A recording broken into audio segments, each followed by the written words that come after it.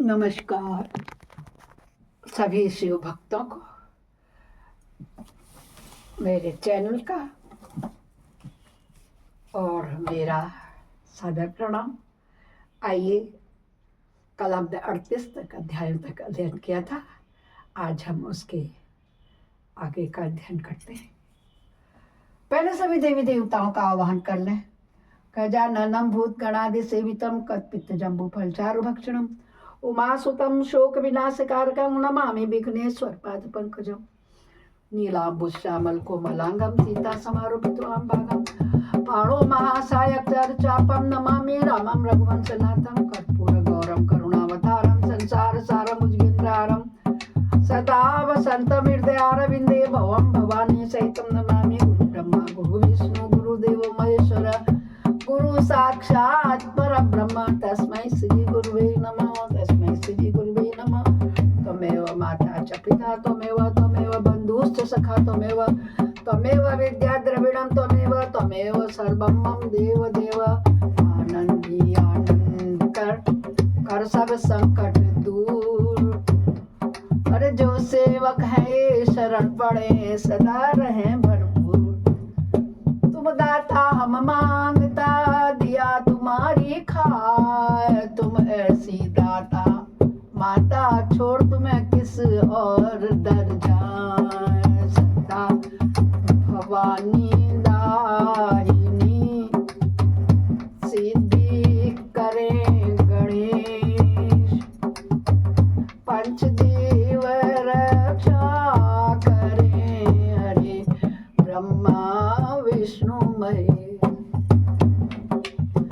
सर्वे भवन्तु सुखिनः सर्वे सन्तु निरामया सर्वे भद्राणि पश्यन्तु मा कश्चित् दुःख भाग् भवेत्। बोलो नमः शिवाय। ओम नमः शिवाय। ओम नमः शिवाय। ओम नमः शिवाय। ओम नमः शिवाय। ओम नमः शिवाय। नमः शिवाय। ओम नमः शिवाय। ओम नमः शिवाय। ओम नमः शिवाय। ओम नमः शिवाय। ओम नमः शिवाय। ओम नमः शिवाय। जिसे श्रवण कर मिट जाती है भक्तों। जिसे श्रवण कर मिट जाती है जन्म जन्म की व्यथा। यही है शिव शंकर की कथा। यही है भोले बाबा की कथा। यही शिव शंकर की कथा। यही है भोले बाबा की कथा। ओम नमः शिवाय। ओम नमः शिवाय। ओम नमः शिवाय। ओम नमः शिवाय। ओम नमः शिवाय। ओम नमः शिवाय। ओम नमः शिवाय। जय नमः शिवाय। ओम नमः शिवाय। नमः शिवाय। बोलो शिव महापुराण की जय होवे। हाँ भक्तों, कल हमने आपको सुनाया था 33 से लेकर 38 तक के अध्याय, है ना। आज हम आपको 39 यानी 39वां सुनाऊंगी। उसमें क्या सुनाऊंगी? कौन सा होता? किरात अवतार।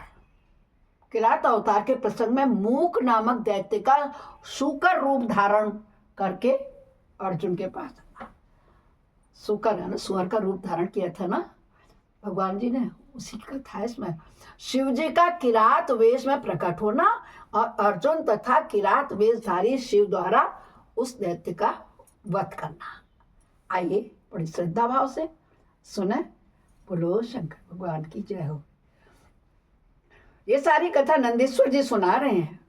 नंदीश्वर जी कहते हैं कि हे मुने, तदंतर अर्जुन व्यास के उपदेशानुसार विधि पूर्वक स्नान तथा न्यास आदि करके परम भक्ति के साथ शिव जी का ध्यान करने लगे। उस समय वे एक श्रेष्ठ मुनि के भांति एक पैर के बल पर खड़े हो सूर्य की ओर एकाग्र दृष्टि करके खड़े खड़े मंत्र जप कर रहे थे। इस प्रकार वे परम प्रेम पूर्वक मनी मन शिव जी का स्मरण करके शंभु के सर्वोत्तम निकट सर्वोत्कृष्ट कौन सा मंत्र है? पंचाक्षर मंत्र, जिसका आज मैंने 2 बार आपको वर्णन किया। लाइव में भी वही सुनाया और भजन में भी, आज की वीडियो में भी वही है।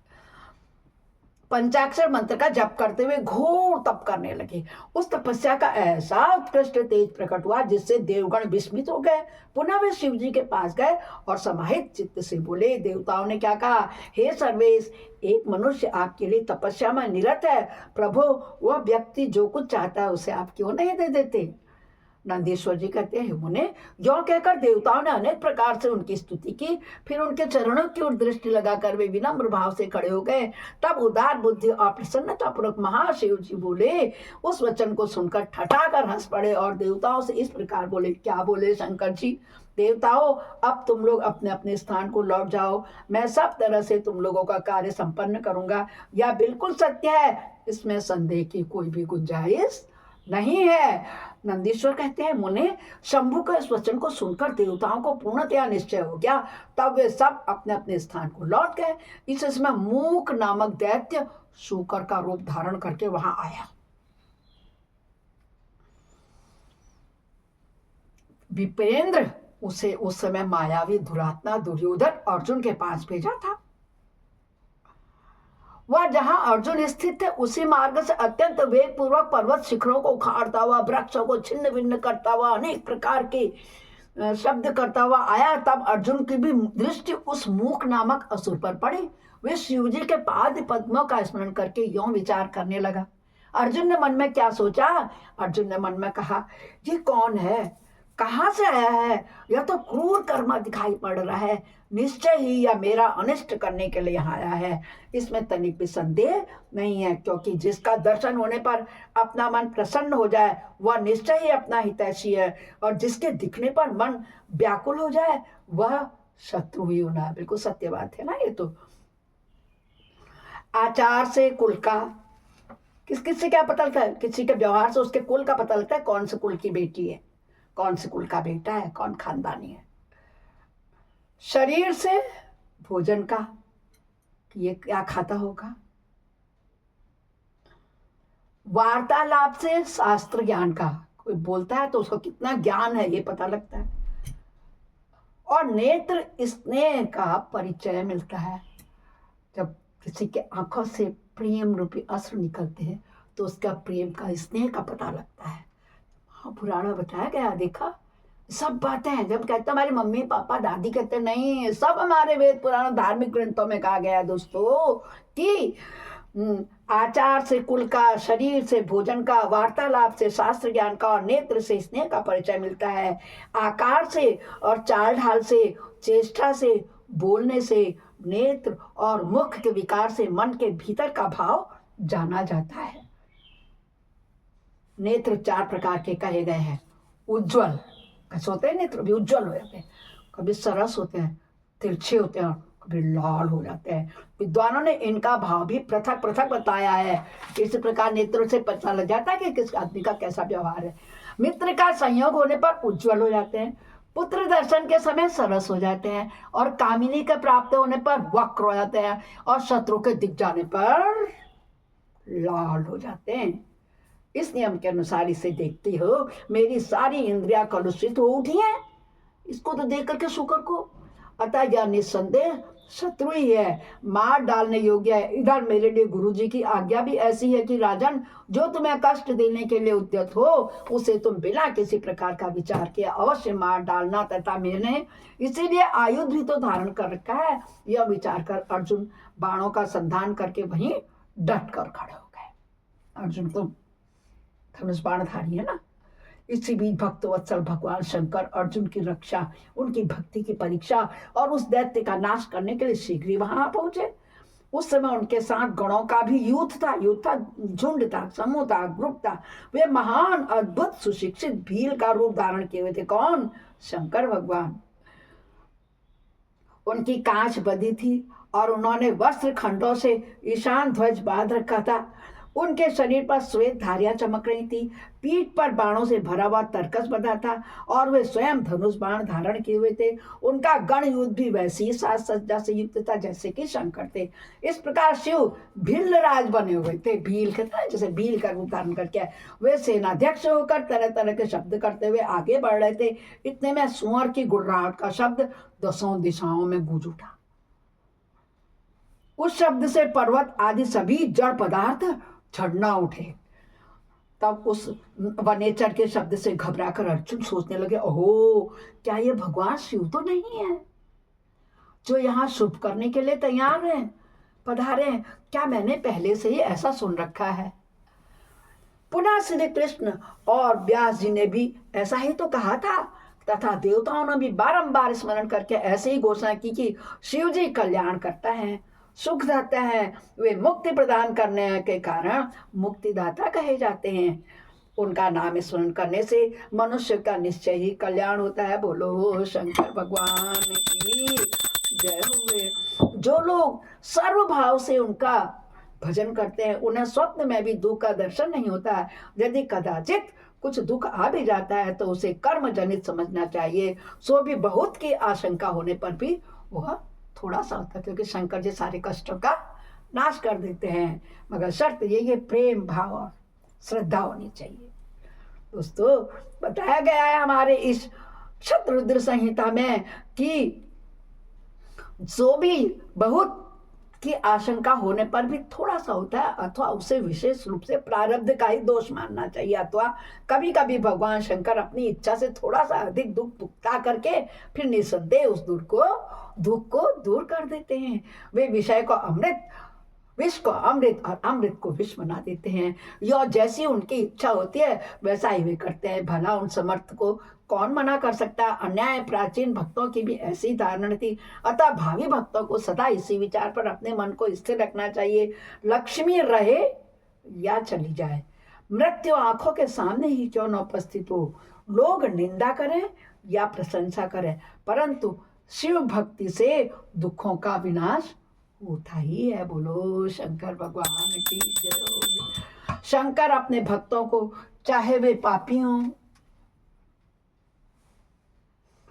शंकर अपने भक्तों को चाहे वो पापी हों पुण्यात्मा हों, क्या करते हैं? सदा सुख देने वाले हैं, सदा सुख ही देते हैं। यदि कभी वे परीक्षा के लिए भक्त को कष्ट में डाल देते हैं तो अंत में दयालु स्वभाव होने के कारण वे ही उसके सुखदाता भी होते हैं। फिर तो वह भक्त उसी प्रकार निर्मल हो जाता है जैसे आग में तपाया हुआ सोना शुद्ध हो जाता है। जैसे आग में तपाया हुआ सोना शुद्ध हो जाता है, इसी तरह की बातें मैंने पहले भी मुनियों के मुख से सुन रखी। कौन सोच रहा है? ये कौन कह रहा है? अर्जुन कह रहा है शुक्र के आने से। अतः मैं शिव जी का भजन करके उसी से उत्तम सुख प्राप्त करूंगा। अर्जुन जो विचार कर ही रहे थे कि तब तक बाण का अलक्ष्यभूत वह सुअर वहां आ पहुंचा। उधर शिव जी भी उस सुअर के पीछे लगे हुए दिख पड़े। उस समय उन दोनों के मध्य में शुक्र अद्भुत शिखर सा दिख रहा था, उसकी बड़ी महिमा भी कही गई है। तब भक्त वत्सल भगवान शंकर अर्जुन की रक्षा के लिए बड़े वेग से आगे बढ़े। उसी समय उन दोनों ने उस शुक्र पर बाण चलाया। शिव जी के बाण का लक्ष्य उसका उच्च भाग था और अर्जुन ने उसके मुंह को अपना निशाना बनाया। बोलो शंकर भगवान की जय हो। शिव जी का बाण उसके पुच्छ भाग से प्रवेश करके मुंह के रास्ते निकल गया और शीघ्र ही भूमि में विलीन हो गया, और अर्जुन का बाण उसके पिछले भाग से निकल करके बगल में ही गिर गया। तब वह शुकर रूपधारी दैत्य उसी क्षण मरकर भूतल पर गिर पड़ा। बोलो शंकर भगवान की जय हो। उस समय देवताओं को महान हर्ष प्राप्त हुआ। उन्होंने पहले तो जय जयकार करते हुए पुष्पों की वृष्टि की, फिर वे बारंबार नमस्कार करके स्तुति करने लगे। उस समय उन दोनों ने दैत्य के उस क्रूर रूप की ओर दृष्टिपात किया। उसे देखकर शिव जी का मन संतुष्ट हो गया। अर्जुन को महान सुख प्राप्त हुआ। तत्पश्चात अर्जुन मने मन विशेष रूप से सुख का अनुभव करते हुए कहने लगे, ओ यह श्रेष्ठ दैत्य परम अद्भुत रूप धारण करके मुझे मारने के लिए आया था, परंतु शिव जी ने ही मेरी रक्षा की है। निसंदेह उन परमेश्वर ने ही आज इसे मारने के लिए मेरी बुद्धि को प्रेरित किया है। ऐसा विचार कर अर्जुन ने शिव नाम संकीर्तन किया है और फिर बारंबार उनके चरणों में प्रणाम करके उनकी स्तुति की। बोलो शंकर भगवान की जय।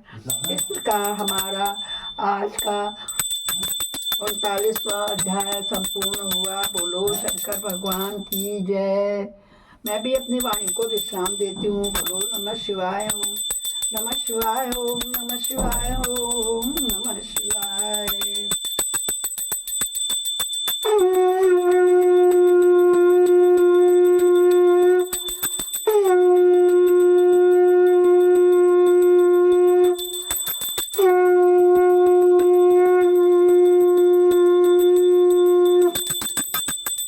अपराध सहस्राणि क्रियन्ते अनिशमया दास्वामिते माम त्वां क्षमस्व परमेश्वर।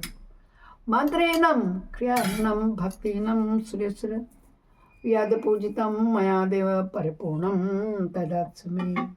हे शंकर भगवान, हमारे द्वारा अनचाहे जो भी गलतियां हो गई हों, अपराध हो गए हों, पाप हो गए हों, उनको क्षमा करना प्रभु, माफ करना, हमें कष्टों से मुक्ति देना, बीमारियों से रोगों से दूर करना, अपनी भक्ति देना प्रभु। हम किसी का बुरा करना भी दूर रहे, बुरा दिल से चाहे भी नहीं, बुरा ना कहें, बुरा ना देखें और बुरा ना सहें। बोलो शंकर भगवान की जय। हर हर हर महादेव।